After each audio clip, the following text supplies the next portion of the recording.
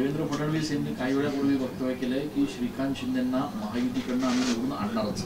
एक प्रकारे त्यांनी उमेदवारी घोषित केली आहे श्रीकांत शिंदेची. आपली काय प्रतिक्रिया?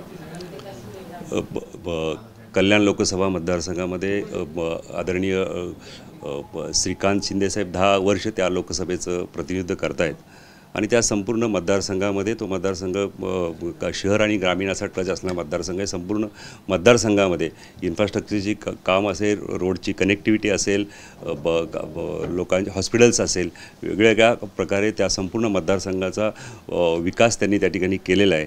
आणि त्यांची उमेदवारी ही फक्त अनौपचारिकता बाकी होती. ते उमेदवारी शिवसेनेकडनं उमेदवारी करणार, त्यात काही कोणाला संशय असण्याचं काही कारण नव्हतं.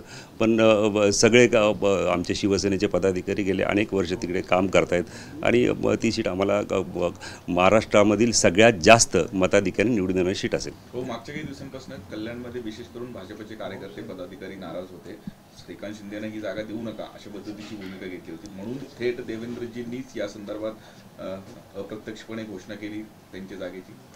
नाही, मीडियामध्ये काही ठिकाणी ह्या गोष्टी आल्या असतील, पण आपल्याला माहीत असेल की मागच्या काही काळामध्ये त्या विभागाचे भाजपचे नेते मंत्री रवींद्र चव्हाण असतील, श्रीकांत शिंदे असेल, आम्ही स्वतः सगळे जेवढे विधानसभा मतदारसंघ आहे त्या मतदारसंघामध्ये शिवसेना, भारतीय जनता पार्टी आणि अजितदादांच्या गटाची संपूर्ण आम्ही महायुतीच्या त्या ठिकाणी ते मेळावे घेतले आणि कुणाची त्या ठिकाणी नाराजी नव्हती. काही किरकोळ लोकांच्या त्या ठिकाणी नाराजी असतील, पण ती काही लक्षात घेण्यासाठी किंवा त्याच्यावरती लक्ष केंद्रित करण्यासाठी अशी काही कुठेही नाराजी त्या ठिकाणी नाही आहे.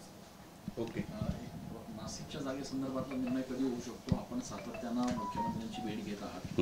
नेमकी नाशिकची जागा शिवसेनेला सुटणार का छगन भुजबळ यांच्या पदरात नाशिकची जागा? नाशिकची ही पारंपरिक शिवसेनेची जागा आहे आणि शिवसेनाच त्या ठिकाणी ती लढणार आहे. चर्चा प्रत्येक पक्ष आपला इच्छुक असतो, तो आपला मुद्दा पुढे मांडत असतो. आज अजित पवार गटाकडनं भुजबळ साहेब कदाचित मागत असतील आणि ठीक आहे, त्यांनी एवढं वर्ष काम केलं मागताय, पण हेमंत गोडसे साहेबांनी त्यांचा मागच्या 2 टर्मला पराभव केला आहे आणि अशा परिस्थितीमध्ये आमचा जो कार्यकर्ता आहे तो त्यांचा प्रचाराला पुढे येईल असं आम्हाला वाटत नाही. त्याच्यामुळे हेमंत गोडसेंनाच शिवसेनेची उमेदवारी माननीय मुख्यमंत्री जाहीर करतील आम्हाला विश्वास आहे. पण इतकं उशीर का लागतं? अगदी तुम्ही म्हटलात मगाशी 4थ्या टप्प्याचा आहे नाशिक, 4थ्या-5व्या टप्प्यात, पण काही लोकसभा मतदारसंघाचे 4थ्या-5व्या टप्प्यात असताना सुद्धा तिथे जाहीर करण्यात आले उमेदवारी. हे बघा, इथे काम तर चालू आहे. 4थ्या टप्प्याची उमेदवारी मला असं वाटतं की बऱ्याच ठिकाणी जाहीर कुठल्या झालेल्या नाही आहे. आता मुंबई ठाण्यामधले हे 5व्या टप्प्यातले आहे, त्या ठिकाणी आजपासून आपण इकडचंही आपण सुरुवात करतो आहे. इथले काही आपापसात उमेदवारीचे विषय होते, भुजबळ साहेबांकडनं होते, भाजपकडनं काही होते. एकत्रितपणे सगळं महायुतीचे आम्ही जे नेते आहे एकत्र बसून त्याच्यावर निर्णय होईल आणि ही जागा शिवसेनेत लढणार. त्याच्यामुळे त्याच्यात काही वाद असण्याचं कारण नाही. उमेदवारी ही जशी मी सांगितलं की श्रीकांत शिंदे साहेबांची उमेदवारी आज जाहीर झाली, 1-2 दिवसामध्ये ही सुद्धा उमेदवारी त्या ठिकाणी जाहीर होईल.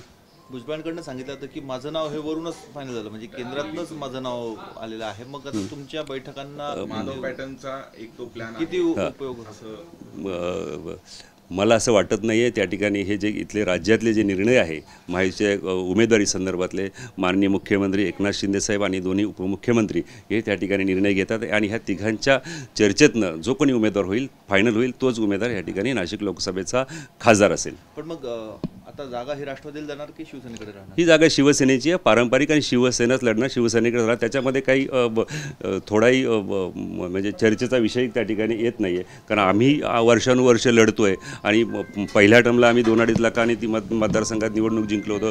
दुसऱ्या 3 लाखांमध्ये ह्यावेळेस त्याचंसुद्धा जे टार्गेट आहे, जे मताधिक्य आहे, हे ह्यावेळेससुद्धा नाशिकमध्ये वाढलेलं असेल. त्याच्यामुळे शिवसैनिक गेल्या 4-5 वर्षात आपण पाहिलं असेल, शिवसेना शाखांची उद्घाटनं असतील, विविध कार्यक्रम असेल, विविध उपक्रम आहे शिवसेनेच्या माध्यमातून चालू आहे. त्याच्यामुळे ही जागा आहे मागच्या वेळेपेक्षा ह्यावेळेस जास्त मताधिकारी निवडून आल्याशिवाय राहणार. शिवसेनेचा उमेदवार कोण असेल? शिवसेनेचा उमेदवार कोण असेल?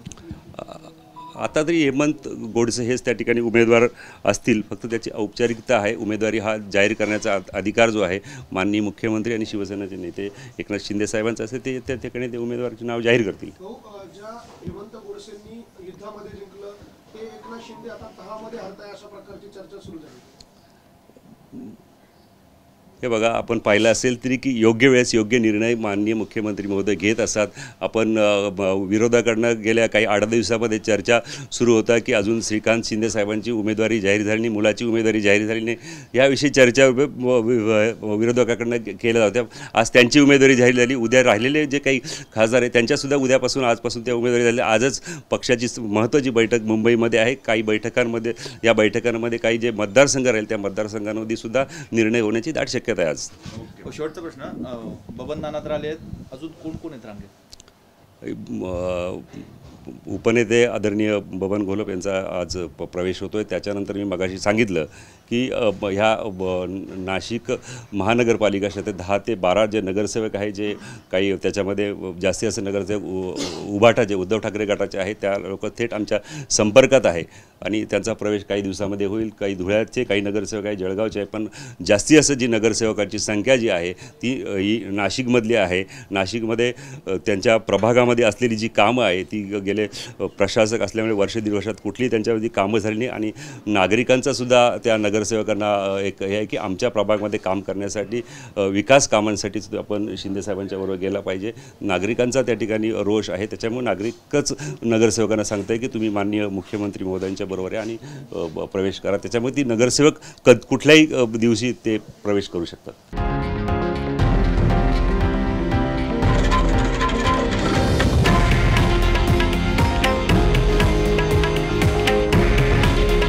हे आहे देशातील नंबर 1 न्यूज नेटवर्क आणि आपण पाहत आहात TV9 मराठी. काळजी तुमची, हित महाराष्ट्राचं.